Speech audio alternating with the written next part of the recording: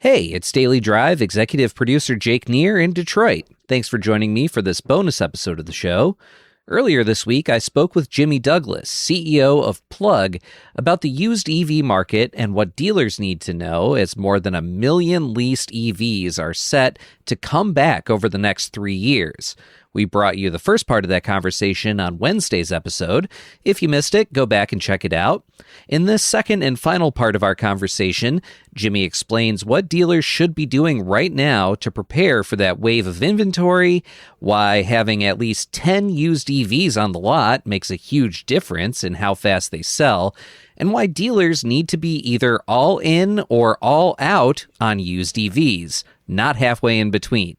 Here's the rest of my conversation with Plug CEO Jimmy Douglas. Let's say we're sitting here 6 months from now and we're talking again. What do you expect this all to look like and how it's going to play out? What should dealers be thinking about as they stock their lots and try to figure out what the strategy should be going forward? Well, if I'm a dealer, especially a franchise dealer, and I'm looking at a lease return forecast for the year, and I see this impending wave of 1.1 million vehicles coming back over the next 3 years, I need to be ready.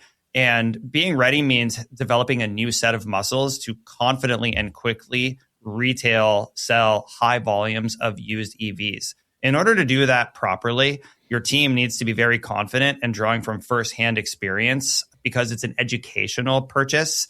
And when it comes to things like charging at home or on the road, sizing up the correct amount of range that you actually need, there are so many little things that people don't have to think about when they're buying a gas-powered car. And a confident salesperson will make all of the difference in the world. And for some use cases, an EV is probably still not the right tool for the job, not for every customer.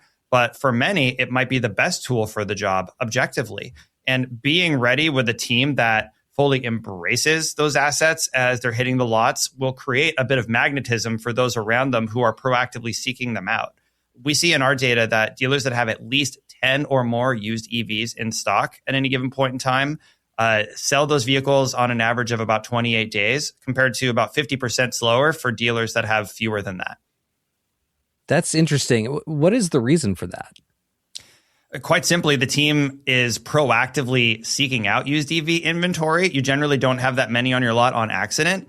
And if you're doing that, that means you're likely sourcing the vehicles with attention to nuance and having a diversified product mix, a different set of potentially brands, drive unit configurations, battery pack sizes, ADAS features, and then the team being conditioned on how to properly sell them because they consistently have them in stock. It's not just a one-off that's sitting there because they received a vehicle as a trade-in and they decided not to wholesale it if it wasn't within their comfort zone. So really putting an emphasis on having an EV center of excellence will enable your team to be more confident in selling them, but that also means customers who are looking for them are more likely to find you. So the dealers that get the most out of the market conditions this year will be the ones that are really focusing on EVs. That's my view. And it's also my view that dealers should not be half-stepping into it. If a dealer is ready to commit to this business line and embrace the lease returns and be more aggressive when putting numbers on EV trade-ins, then they should go all in on it and make sure that every single person at the store is fully prepared for those educational conversations. If a dealer is not there yet, what we also see in our data is that being halfway in is a recipe for a disaster. They should just be all in or all out. And for those who want to be all out, there are plenty of great options on the table, including our own EV trade desk, which will give them a cash offer on the spot at the point of appraisal with an immediate liquidation option if they decide that they're not ready to carry that vehicle as a retail unit. All right, Jimmy, take us out here. What else do we need to know about this subject before we end off here?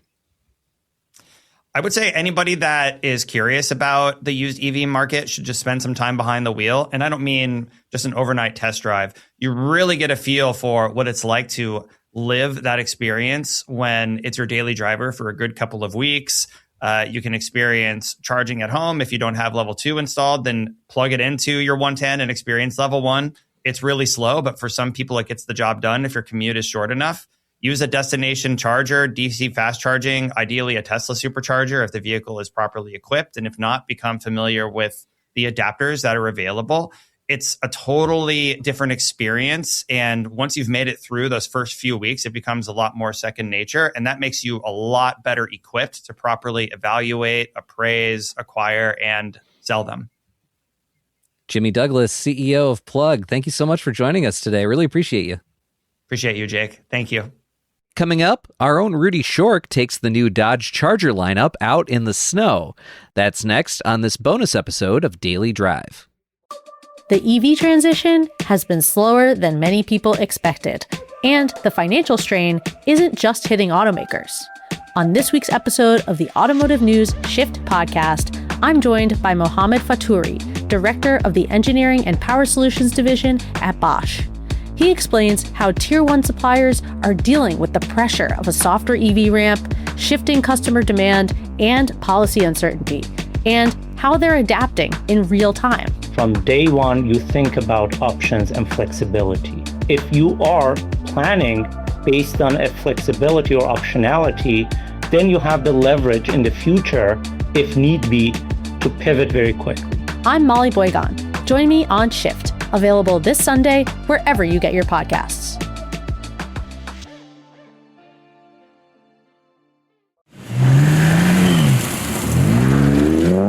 When you think about driving in the snow, a Dodge Charger probably isn't the first car that comes to mind. But Dodge invited us out to Stowe, Vermont to do exactly that, putting the new Charger lineup through its paces in real winter conditions. Now, last year I drove the two-door 550 horsepower Charger Scat Pack during a test drive event in Tennessee.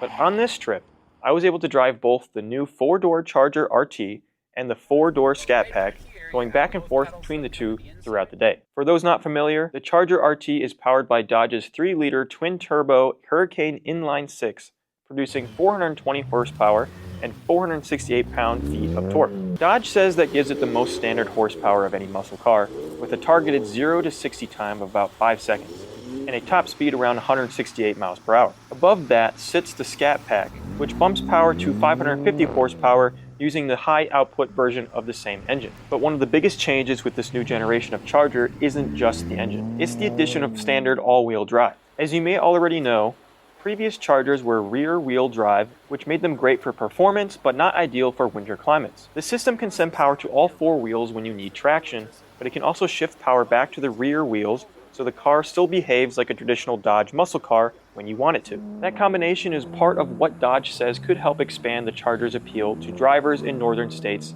and Canada, where snow is a regular part of life. Honestly, the difference between the RT and the Scat Pack isn't as dramatic as you might expect in some areas.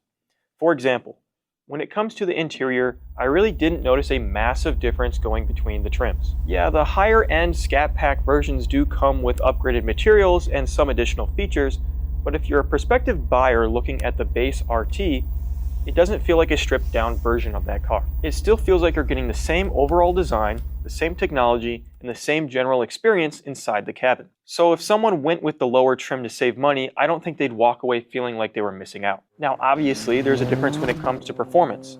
There's more than 100 horsepower separating the two models, 130 to be exact, and that's noticeable. But the RT still feels very quick. In fact, during the drive, I was allegedly racing another journalist while we were out on the highway. We'd get lined up, floor the pedal, and really see what the cars could do.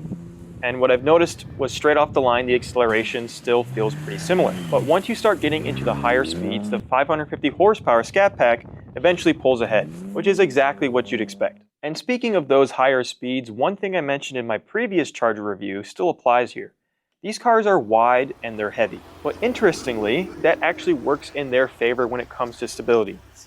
At speed, the car feels planted and confident. A lot of that comes down to things like the wide body stance, performance suspension setup, and the standard all-wheel drive system, which all work together to keep the car stable even when you're pushing it a bit. It's a big car, but it doesn't feel out of control. But of course, the real point of this trip was seeing how the new Charger handles winter driving. We spent a lot of time on snowy roads and winter driving courses, testing how the all-wheel drive system handles traction in slippery conditions. Now, for how these cars actually handled in the snow, honestly, they were excellent. I mean, Dodge wouldn't bother flying a bunch of journalists out to Vermont right after a heavy snowfall with ice all over the roads if these cars were terrible to drive in the winter. We did drifting, donuts, rally-style driving through snow-packed courses, slalom runs, Pretty much everything you'd want to do in a performance car in the snow. Every trim handled it really well. The all-wheel drive system gives you a lot of confidence, especially when you're sliding around intentionally. The car still feels playful like a muscle car, but it never feels like you're about to completely lose it. And honestly, I think this winter capability is going to make a lot of Dodge Charger fans happy. It also probably means even more people will be driving like maniacs on the Lodge Freeway in Detroit after a fresh snowfall. I'd ask you not to do that, but I know that wouldn't stop any of you, so just be safe, I guess. My drive to the office is already crazy enough with the other drivers on the road. Now I want to address the elephant in the room. Yes, I know that a lot of you out there want the V8, and honestly, I get it. If you're spending this kind of money on a muscle car, it's totally reasonable to want the classic V8 sound and feel. As a reminder, these Chargers use Dodge's twin-turbo 3-liter Hurricane inline-6 engine, so the performance numbers are definitely there. But muscle cars have been tied to big V8 engines for decades, and that's going to take some time for people to get used to. Personally, after driving them, I think the new engines deliver plenty of performance, but I also completely understand why longtime Charger fans are still hoping to see a V8 return someday. Now, in terms of pricing, the new Charger lineup actually lands in a pretty interesting spot. The Charger RT starts at a little over $50,000, while the Scat Pack version pushes closer to the $60,000 range, depending on options. So the jump between the trims isn't massive, which means a lot of buyers will probably be deciding whether the extra horsepower is worth stepping up to the Scat Pack. Performance-wise, the numbers are still very strong. The RT makes 420 horsepower and can get from 0 to 60 in roughly 5 seconds, which is still quick for a full-size muscle car. The Scat Pack jumps to 550 horsepower, and that's where things start getting seriously fast.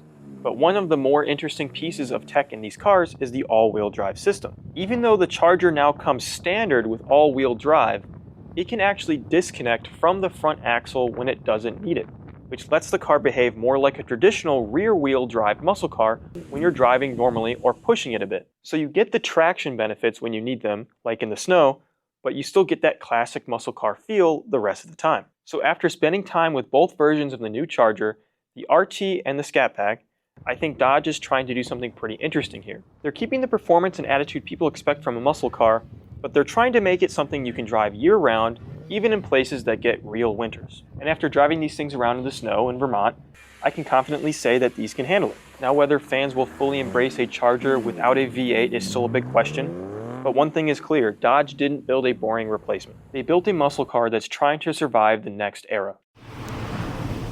Woo! Oops.